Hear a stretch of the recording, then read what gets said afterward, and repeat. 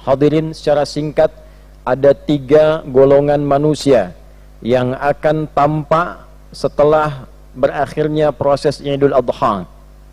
Golongan pertama adalah golongan yang berhasil menjalani proses awal sampai dengan berakhirnya prosesi Idul Adha, dari hari pertama sampai hari ke-10, kemudian renungan di 3 hari setelahnya, 11, 12, dan 13 yang dikenal dengan hari Tasyrik. Maka golongan pertama ini dikategorikan oleh Al-Quran kepada golongan yang berhasil meraih kedekatan dengan Allah Subhanahu wa ta'ala, dan didefinisikan oleh Al-Quran sebagai golongan yang mendapatkan takwa, baik itu yang berhaji, baik itu yang berkorban, ataupun yang sekedar menjalani prosesi sampai dengan selesainya rutinitas Idul Adha ini.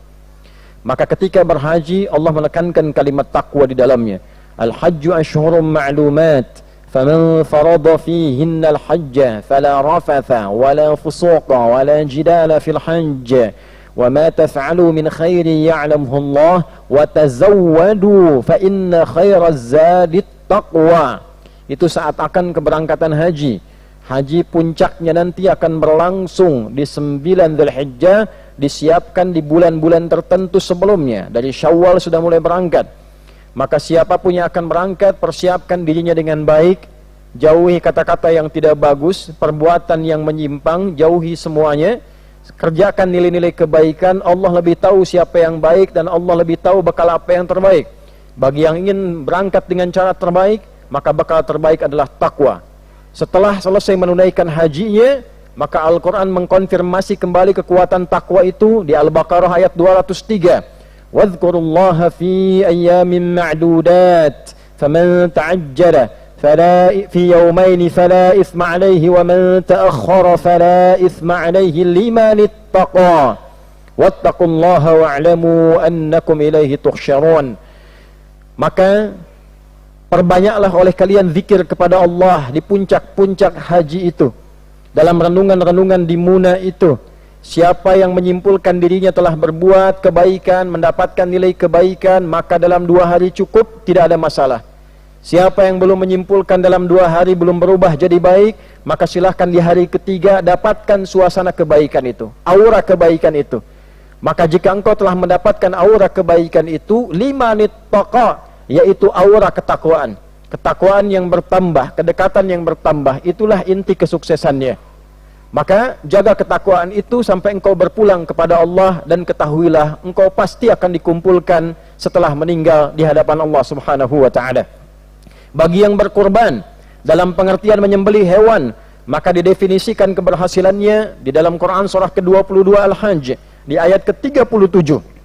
Allah menyampaikan, la yanalallaha luhumuha wala dima'uha walakin yanaluhu taqwa minkum. Yang sampai kepada Allah itu bukan darahnya. Bagi juru sembelih, bagi yang berkorban dengan hewan, bagi yang menyaksikan, bukan darahnya berapa banyak yang terpancar, bukan dagingnya berapa banyak dihasilkan, bukan berapa bagusnya menyembelihnya, bukan berapa contoh istimewanya, bukan berapa kuat itu didapatkan, tapi yanaluhu taqwa minkum, yaitu ketakwaannya yang sampai kepada Allah Subhanahu wa ta'ala. Maka cara menyembelih pun diatur. Ada takwa dalam menyembelih, ada takwa dalam melihat, bukan tontonan tapi tuntunan. Korban menjadi tuntunan, dituntun bagaimana proses menyembelihnya, dituntun cara melihatnya, dituntun cara berzikirnya, dan dihasilkan dari proses itu adalah takwa.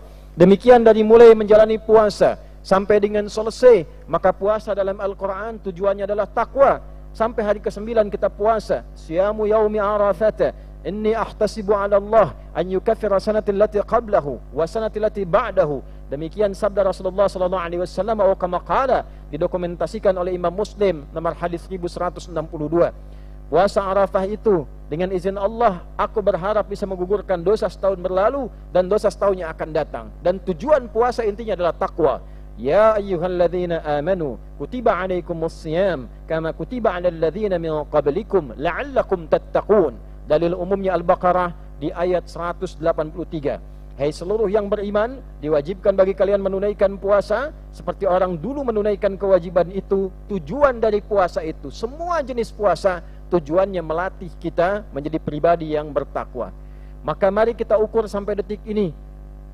Terlebih bila kita melihat Idul Adha-nya bersamaan dengan Jumat, apakah semakin menambah takwa kita di hadapan Allah Subhanahu wa taala? Itulah orang mendapatkan petunjuk Allah sampai dia meninggal, itulah orang yang sukses dunia akhirat. Maka cirinya di sini didefinisikan di Al-Baqarah di ayat 2 sampai dengan ayat 5. Dzalikal kitabu la raiba fi hudal lil muttaqin. Yang tadi itu, kemudian seluruh ayat dalam Al-Qur'an adalah petunjuk bagi orang takwa. Siapa orang takwa yang tidak meragukan isi Quran itu? Orang takwa itu definisinya satu, alladzina yu'minuna bil ghaib wa yuqimunas shalah. Selalu ingin berusaha menambah imannya. Bukan iman standar. Iman hari ini harus lebih baik dibandingkan hari kemarin. Iman besok harus lebih baik dibandingkan dengan hari ini. Itulah sebagian ulama mengungkapkan, orang yang hari ini lebih baik dibandingkan kemarin, itulah orang yang beruntung, orang yang sukses. Maka bagaimana cara meningkatkannya? Bertambah solatnya. Maka setelah Idul Adha, dia berusaha menambah kualitas solatnya, menambah kuantitasnya.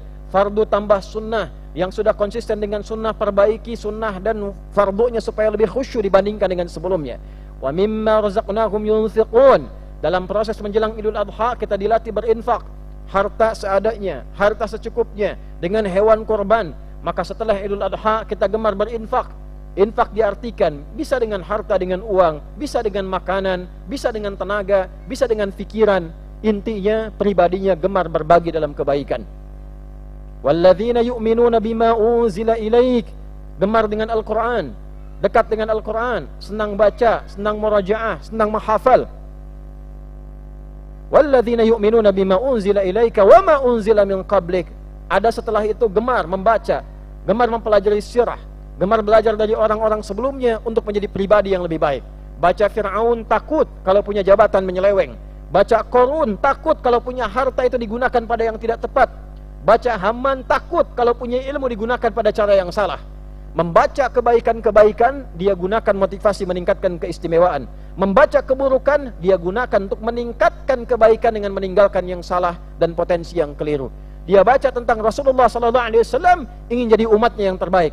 Dia baca tentang Nabi Musa, dia belajar bersabar mengatasi cobaan dalam kehidupan. Dia belajar tentang Nabi Isa, dia belajar menghadapi fitnah dalam kehidupan. Dia belajar tentang Nabi Ayub, dia belajar bagaimana cara mendapatkan zikir terbaik ketika sakit. Demikian seterusnya. Maka ketika dia merasakan kenikmatan ini, wabil akhirati hum yuqinun, bertambah keimanannya, bertambah keyakinannya, dan dia jadikan semua urusan dunia sebagai proyek akhiratnya. Ke kantor dia siapkan juga bukan untuk dunia, tapi akhiratnya pun dia siapkan. Bagaimana bekerja bernilai ibadah, bagaimana membaca ada ibadah, bagaimana menyembelih hewan ada ibadah, bagaimana minum ada ibadah, makan ada ibadah. Itulah hakikatnya orang beruntung. Maka di akhir ayatnya, ayat kelima, Allah menyampaikan, ulaika ala hudam mir rabbihim wa ulaika humul muflihun. Mereka itulah orang yang senantiasa mendapatkan petunjuk ridha Rabbnya, dan merekalah yang berbahagia, sukses dunia akhirat. Itulah sebabnya doa haji yang dikumandangkan, bahkan doa ini dikuatkan dalam tawaf dari rukun Yamani menuju Hajar al-Aswad, membacakan Al-Baqarah ayat 201. Wa minhum may yaqulu rabbana atina fid dunya hasanah wa fil akhirati hasanah wa qina adzabannar. Golongan pertama. Golongan kedua adalah golongan yang merugi. Golongan ini adalah orang yang biasa-biasa saja. Ada Idul Adha seperti adanya, tidak ada Idul Adha seperti adanya. Seperti itu pula, dia salat bagus, tetap 5 waktu juga, dia tetap baca Quran juga, tapi Idul Adha tidak merubah kepribadian dirinya. Hanya ikut-ikut saja. Ikut sholat, iya. Ikut menyembelih, nonton, iya. Melihat, iya. Tapi itu tidak memberikan bekas pada dirinya.